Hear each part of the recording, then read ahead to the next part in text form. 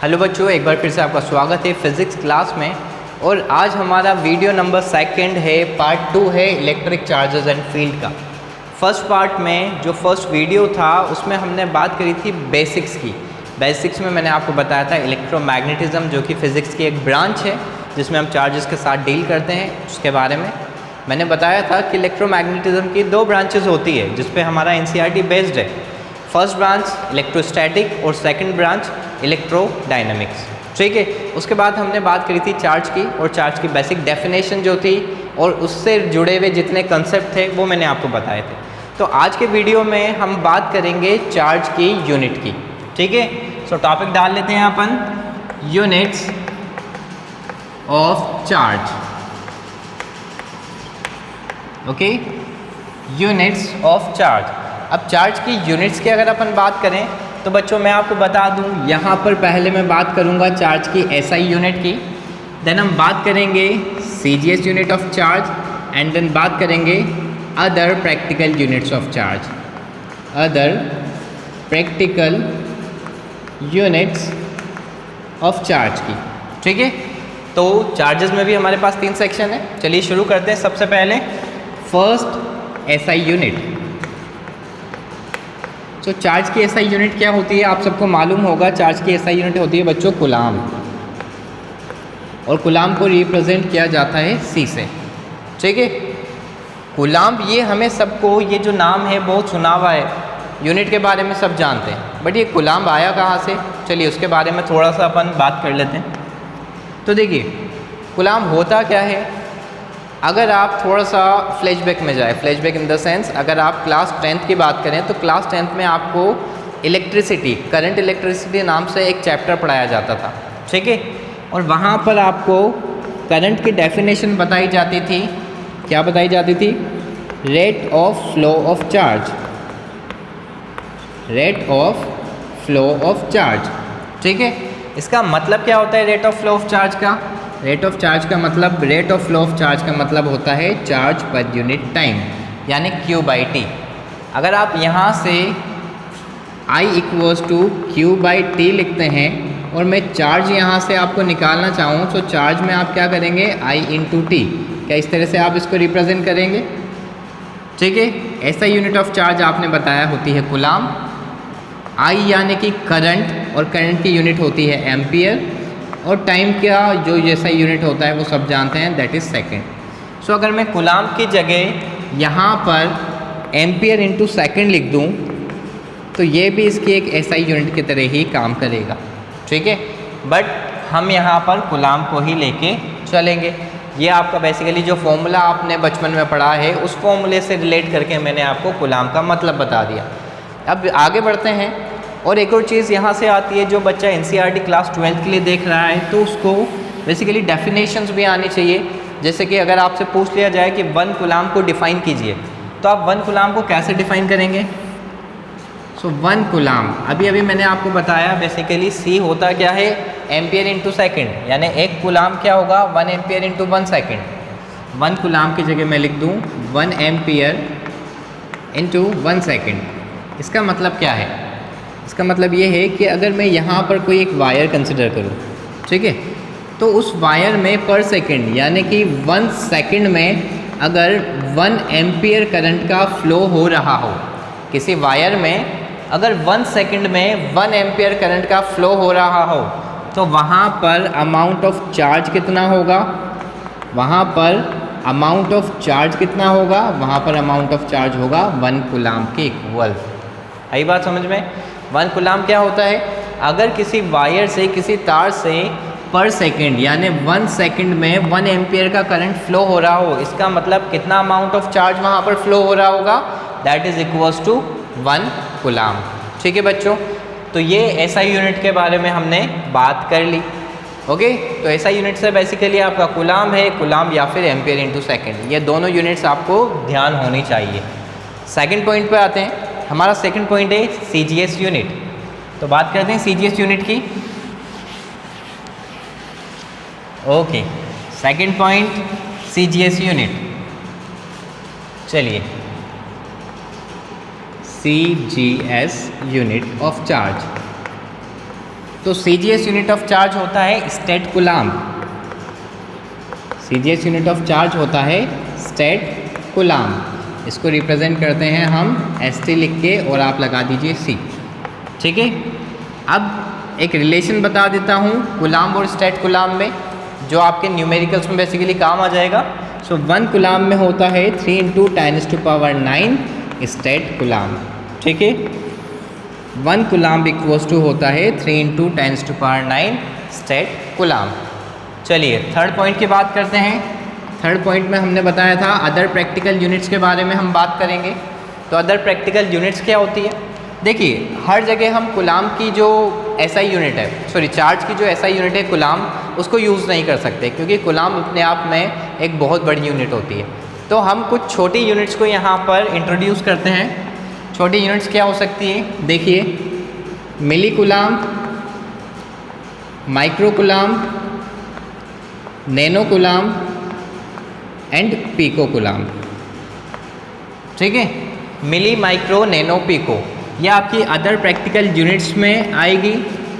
1 मिली coulomb में कितना coulomb होता है? 10⁻³ कूलाम। माइक्रो में कितना होगा? 10⁻⁻6 कूलाम। नैनो कूलाम में कितना होगा? 10⁻⁻9 कूलाम। और पीको कूलाम यानी कि 10⁻⁻12 coulomb. Okay, numerical point of view से ये सेक्शन बहुत इम्पोर्टेंट है। न्यूमेरिकल पॉइंट ऑफ व्यू से ये सेक्शन बहुत इम्पोर्टेंट है बच्चों, क्योंकि न्यूमेरिकल्स में आपको यही वाली यूनिट्स बार बार देखने को मिलेगी। ठीक है, तो याद कैसे करना है? मिली, माइक्रो, नैनो, पीको, 3, 6, 9, 12 मिली, माइक्रो, नैनो, पीको। क्लियर है? अब चलिए थोड़ा सा एडिशन में चल के हम बात कर लेते हैं। कई बार पूछ लिया जाता है कि चार्ज की जो लार्जेस्ट यूनिट है वो कौन सी है? Largest unit of charge. So charge की जो लार्जेस्ट यूनिट है वो होती है बच्चों फेराडे। ओके, और 1 फेराडे इक्वल्स टू होता है 96500 कूलाम्स। तो देख लीजिए, 1 फेराडे इक्वल्स टू 96500 कूलाम, कितनी बड़ी ये यूनिट है। अगर अब लार्जेस्ट यूनिट की बात कर ली तो चार्ज की स्मॉलेस्ट यूनिट की भी हमें बात करनी पड़ेगी। सो स्मॉलेस्ट यूनिट ऑफ चार्ज क्या होगा बच्चों? स्मॉलेस्ट यूनिट ऑफ चार्ज होता है आपका CGS यूनिट, यानी कि स्टेट कूलाम, या फिर आप इसको बोल सकते हैं फ्रैंकलिन। फ्रैंकलिन बेसिकली यहाँ पर बेंजामिन फ्रैंकलिन के नाम से दिया गया है। ठीक है, क्योंकि जो पॉजिटिव और नेगेटिव चार्जेस के बारे में सबसे ज़्यादा जो जानकारी दी वो हमें बेंजामिन फ्रैंकलिन नहीं दी थी, तो उनके नाम पर हम यहाँ पर फ्रैंकलिन एक यूनिट भी लिख सकते हैं। ठीक है, स्मॉलेस्ट यूनिट में स्टैटिक कूलाम, फ्रैंकलिन या फिर ESU। ESU मतलब होता है इलेक्ट्रोस्टैटिक यूनिट। ESU मतलब होता है इलेक्ट्रोस्टैटिक यूनिट। इसके अलावा एक और यूनिट मैं आपको बता देता हूँ, 1 एब्सोल्यूट कूलाम। 1 absolute coulomb. ठीक है, सो 1 एब्सोल्यूट कूलाम में होता है हमारा 10 कूलाम। ओके, सो यहाँ पर आपको इलेक्ट्रिक चार्जेस एंड फील्ड में जो भी आपके चार्जेस वाला सेक्शन था, और चार्जेस वाले सेक्शन में जितनी भी आपकी यूनिट्स थी, चाहे वो SI यूनिट हो, चाहे CGS हो, या फिर अदर प्रैक्टिकल यूनिट्स हो, सारी यूनिट्स आपको यहाँ पर मिल चुकी है। ओके, चलिए आगे बढ़ते हैं, और आगे बढ़ के हम बात करते हैं किसकी? जिसकी बात हमें समझाई सर बेंजामिन फ्रैंकलिन ने, यानी कि चार्जेस के टाइप्स की। सो सब जानते हैं हम टाइप्स ऑफ चार्जेस 2 तरह के होते हैं, पॉजिटिव और नेगेटिव। चलिए उनकी बात करते हैं हम आगे।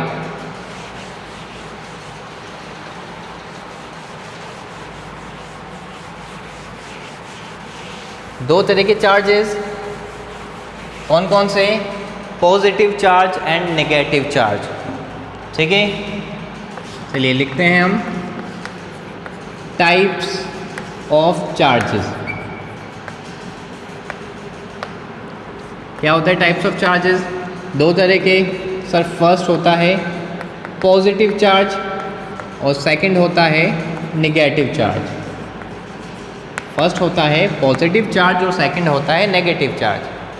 क्या होता है पॉजिटिव और नेगेटिव चार्ज? चलिए शुरू करते हैं।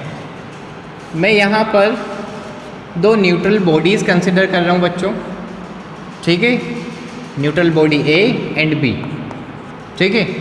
अब सपोज दोनों जो ये न्यूट्रल बॉडी है तो इसका मतलब इसमें चार्ज तो होगा नहीं, क्या ऐसा सही है? नहीं बेटा, इसमें चार्ज होता है, यानी कोई भी बॉडी जो होगी उसमें चार्ज एग्जिस्ट करेगा। यानी कि अगर ये न्यूट्रल है इसका मतलब क्या है? न्यूट्रल है इसका मतलब इसमें जितने नंबर ऑफ प्रोटॉन्स होंगे उतने ही नंबर ऑफ इलेक्ट्रॉन्स होंगे, ठीक है। जितने नंबर ऑफ प्रोटॉन्स होंगे उतने ही नंबर ऑफ इलेक्ट्रॉन्स होंगे। और प्रोटॉन और इलेक्ट्रॉन का चार्ज आप जानते हैं कितना है? दोनों का चार्ज होता है सेम। प्रोटॉन का चार्ज होता है 1.6 × 10⁻⁻19 कूलम, जबकि इलेक्ट्रॉन का चार्ज होता है माइनस यानी कि negatively charge 1.6 × 10⁻⁻19 coulomb. So positive negative एक दूसरे को कैंसिल आउट कर देते हैं, तो यहाँ पर चार्ज कुछ बचता नहीं है, इसलिए इन बॉडीज़ को हम न्यूट्रल चार्ज्ड बॉडीज़ कहते हैं, ठीक है। चलिए अपन अपने मुद्दे पे आते हैं।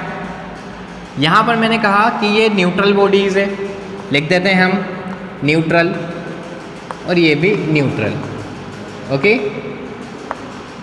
अब समझो कि सपोज ए बॉडी में है 10 प्रोटॉन और 10 इलेक्ट्रॉन, और बी बॉडी में भी कितना है? 10 प्रोटॉन है और 10 इलेक्ट्रॉन्स है। मैंने क्या किया, बॉडी ए से बी को एक इलेक्ट्रॉन ट्रांसफ़र करवा दिया। अब इलेक्ट्रॉन ट्रांसफ़र कैसा हुआ? देखिए, मेथड्स ऑफ चार्जिंग में ये चीज़ें हम डिस्कस करेंगे, जैसे फ्रिक्शन है, इंडक्शन है, कंडक्शन है, उनके थ्रू बेसिकली हम क्या करते हैं? चार्जेस का ट्रांसफ़र कर सकते हैं। इंडक्शन में चार्जेस का ट्रांसफ़र नहीं होता है, जबकि कंडक्शन और फ्रिक्शन में चार्जेस का ट्रांसफ़र होता है, ठीक है।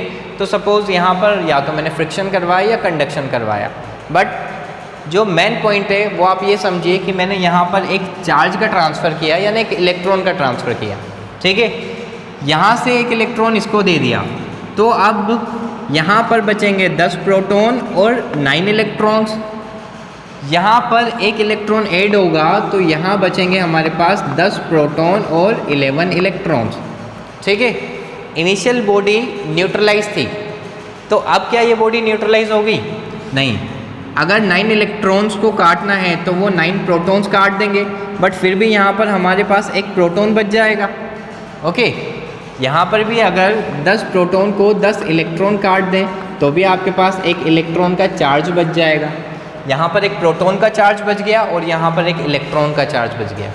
आपको पता है कि इलेक्ट्रॉन क्या होता है? इलेक्ट्रॉन होता है आपका नेगेटिव चार्ज पार्टिकल, और प्रोटॉन होता है हमारा पॉजिटिव चार्ज पार्टिकल, ठीक है।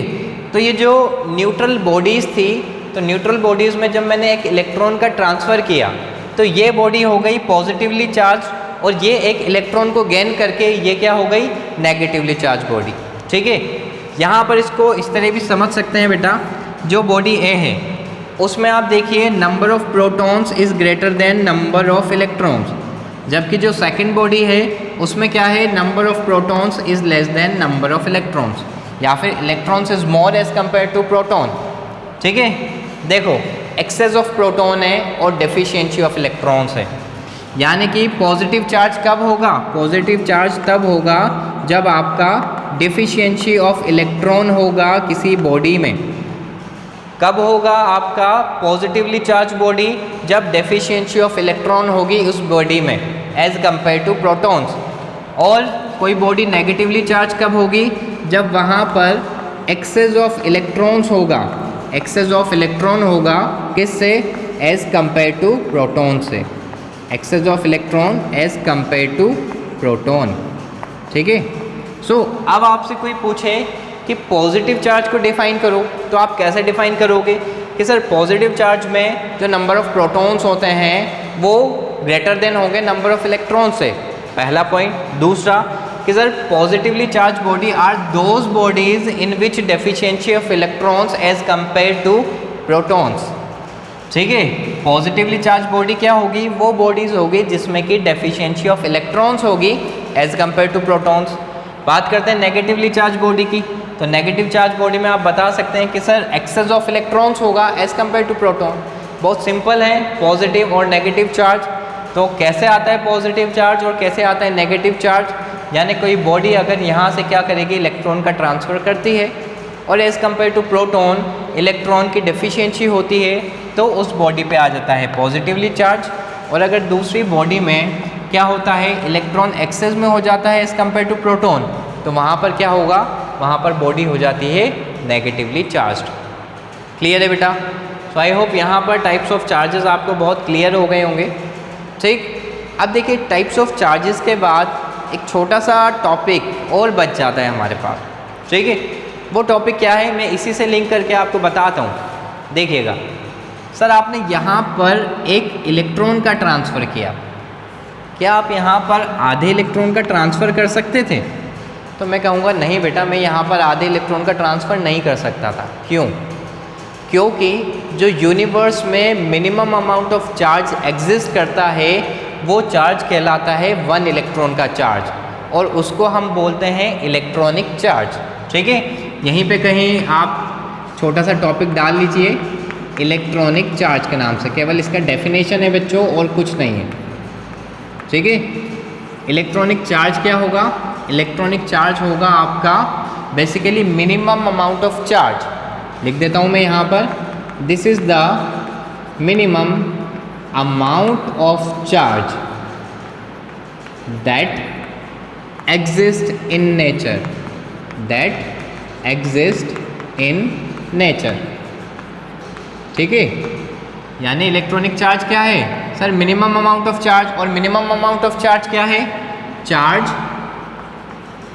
Of 1 electron. Charge of 1 electron आपका क्या है? Electronic charge. और एक इलेक्ट्रॉन का चार्ज कितना होता है? That is 1.6 into 10⁻⁹ coulomb negatively charge particle. Okay, कितना होता है चार्ज एक इलेक्ट्रॉन का? 1.6 into 10⁻⁹ coulomb negatively charge. Clear है? तो देखिए अब आपको समझ में आया कि यहाँ पर मैंने एक इलेक्ट्रॉन क्यों ट्रांसफ़र किया, क्योंकि एक इलेक्ट्रॉन से कम तो हम ट्रांसफ़र कर ही नहीं सकते। क्यों? क्योंकि ये इलेक्ट्रॉनिक चार्ज होता है, इससे कम अमाउंट का चार्ज तो नेचर में एग्जिस्ट ही नहीं करता। तो नेचर में अगर इससे कम अमाउंट का चार्ज एग्जिस्ट नहीं करता तो आप कैसे किसी बॉडी को ये चार्ज दे सकते हो? और इसके बारे में और डिस्कशन होगा, बट वो होगा क्वांटाइजेशन ऑफ चार्ज में, जो कि आपको प्रॉपर्टीज़ ऑफ चार्जेस में पढ़ाया जाता है। ओके बच्चों, सो आज की क्लास यहीं तक। नेक्स्ट में हम प्रॉपर्टीज़ ऑफ चार्जेस की बात करेंगे। ठीक है, वहाँ पर बात करेंगे क्वांटाइजेशन ऑफ चार्ज की, कंजर्वेशन ऑफ चार्ज की एंड मेनी मोर्स। ठीक है, थैंक यू बच्चों।